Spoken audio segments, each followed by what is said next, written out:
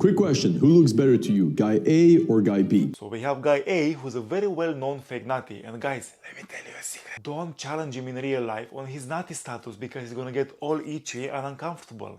He did it in 2 years. It took me 10. Keep the focus on his. Three. And just so you know, that's how much muscle I put in my whole life. He was able to do it in 2 years, and you're able to put on all that muscle while staying lean. How do you think that is? Like he's bigger than me. I trained my whole life. I'm not even natural myself, so it's hard to believe.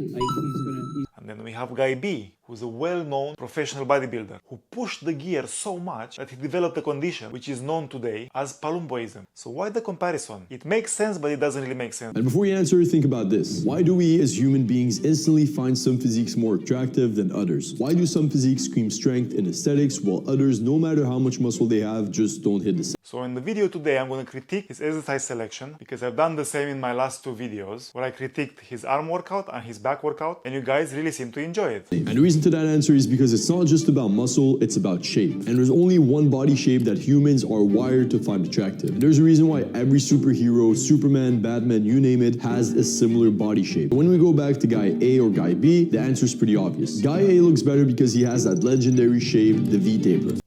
Legendary. Have you guys noticed that he uses this picture over and over again? That was him a while ago when he reached his peak shape, and since that moment he just uses this on most of his videos on all social media platforms, which is very weird. What do you guys think? Do you agree with me? Now I need to be honest with you, I didn't just look like guy B, I looked worse. I used to be that skinny kid with absolutely no muscle, no shape, literally being bullied for having a physique that looked like a stick. I mean, he's showing pictures with him when he was a teenager, when his body didn't really mature, when his bones were literally developing, so that isn't really a great argument. Once I started putting on muscle and more importantly building up my V-taper, everything changed. My confidence shot up and people literally started coming up to me randomly to compliment my physique. It was honestly insane. And in this video, I'm going to be showing you exactly how to build your V-taper step by step, from the exercise you need to do to the food you need to eat, so you can transform your physique just like I did and experience that difference for yourself. So when it comes to the V-taper, some people are definitely more blessed than others, because at the end of the day, every individual will end up with a specific bone frame, which you can't really change it. That's genetics. So if you have a small waist and if you have wide clavicles, ding ding ding, you won the genetic lottery. But it still doesn't matter. Even if you are not genetically gifted from the standpoint of your bone structure, you can still build muscle and still create the illusion that you have broad shoulders and a small waist. So let's see the exercise selection that our boy Farhat Hussein is bringing to the table. Let's begin. Now when it comes to building a V-taper, most guys think it means doing everything, training 6 days a week, training every single body part every single day, and that's just wrong. It's honestly as simple as mastering 3 core exercises that I'm going to be going over, and each one fixes a problem that's killing your proportions. And at number 1, we have probably my favorite exercises out of the 3, and that is just chest supported lateral raise. I agree. Lateral raises are so important if you want to build an impressive V-shape. You hit the lateral head of the shoulders, which creates the illusion that you have broad shoulders. Combine that with a lean, tight and small waist, wide flaring lats, and boom, you can step on stage alongside C-Bum. This exercise has honestly been one of my favorite to build those wide and aesthetic shoulders. Because here's the truth, big arms and a chest is cool, but when it comes to building that V-taper, the most important muscle is going to be those wide shoulders. And here's some mistakes that I see a bunch of people do that I want you to avoid. Number 1 is make sure you're not leading with your hands. A lot of people doing this exercise like to lead with their hands, but what this does is that it shifts the focus from your delts to your traps. So when you're doing that, make sure that you're focused on leading with your elbows. This is going to take all of the stress off of your traps and really put that muscle to mind connection on your delts. And number 2 is using momentum. Now the nice thing about doing them chest supported is that you can't really cheat it, And for these, I like to do 2 to 3 sets of 12 to 15 reps. And if you're watching this video and don't have a workout split where you can integrate these exercises, then you can pause and copy this full workout split that I've created for building the best possible V-taper. Enjoy. So in the full body workout split for the V-taper that he recommends,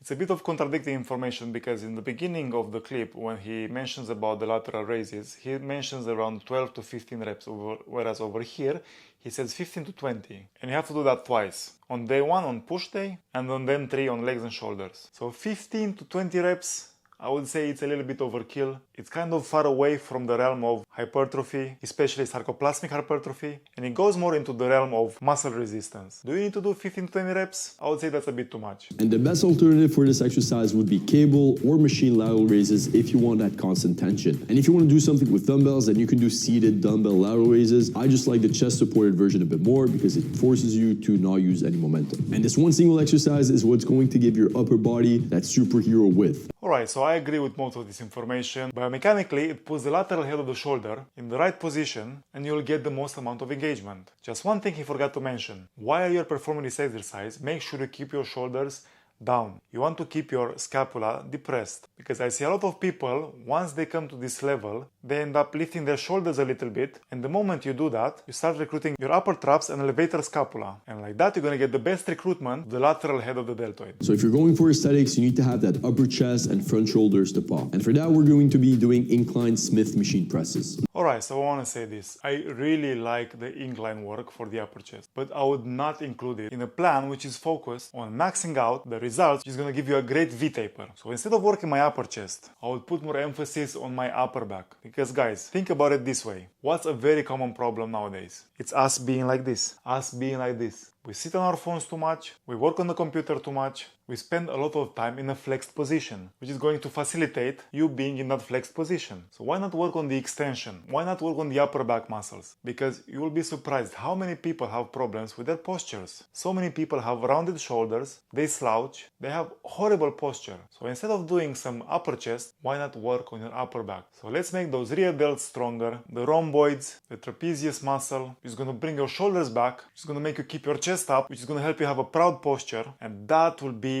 a real game changer for 90% of people. If you're a student, if you work in the office, if you spend a lot of time watching TV and on your phone, chances are your posture is not very good. So instead of doing upper chest work, I recommend you guys doing some upper back work. Stuff like rear delt flies, face pulls, upright rows, and so on. Bad posture is the most common thing I actually find. So you really have to address that. If you like the video so far, please consider giving it a thumbs up, comment for the algorithm, and I can see that only a tiny fraction of you are actually subscribed to my YouTube channel. So please consider subscribing, and let's make our fitness industry a better place. 3. Now that we've built your shoulders and chest, it's time to finish up your V-taper, and for those, we're going to be doing pull-ups. And if I could only pick one movement to define a V-taper physique, this would be it. Because your lats is what's going to create that illusion of a smaller waist. They flare outwards, making your upper body look like a triangle. And here's how to do pull-ups properly. So first thing you want to do is you want to start each rep with a dead hang. And from here, you want to drive your chest to the bar, not your chin, all right? So focus on bringing your chest to the bar, and that's going to keep the tension on your lats. One tip that I also like to use is imagine as if you're trying to put your elbows inside your pocket. And when you get to the top, just make sure you lower slowly, feeling the stretch at the bottom. Now, here are some common mistakes that I see people doing when they're doing pull-ups. Number one is going to be half reps. So what I want you to do is focus on going all the way up and all the way down as you're doing this exercise. Don't cheat yourself, because trust me, you're not going to get the results you're looking for. Number two is using momentum and swinging. Now, exactly like number one, if you use your momentum and you're swinging, then you're not hitting the proper muscle that you're trying to target, which is your lats. So make sure as you're doing them, do them slowly and control the movement. And number three, that is honestly kind of common, is not progressing on your pull-ups. So what you need to do is make sure that you're treating your pull-ups like any other exercise. You need to make it harder over time. And that means when you get to a point where you're doing 15 to 20 reps, then you need to add some weight to your pull-ups to make them harder. And this way you can reach failure between 12 and 15 reps. And that's pretty much it for the 3 exercises to build your V-taper. It's pretty simple, but trust me, it is effective. One thing I'd like to advise you guys is when you're starting to do pull-ups, body weight, try to take a video of yourself doing it. Do it from the back and make sure that you are checking your shoulder blade. If your shoulder blades move as you are doing this, that means you have good engagement of your lats. If you're kind of stuck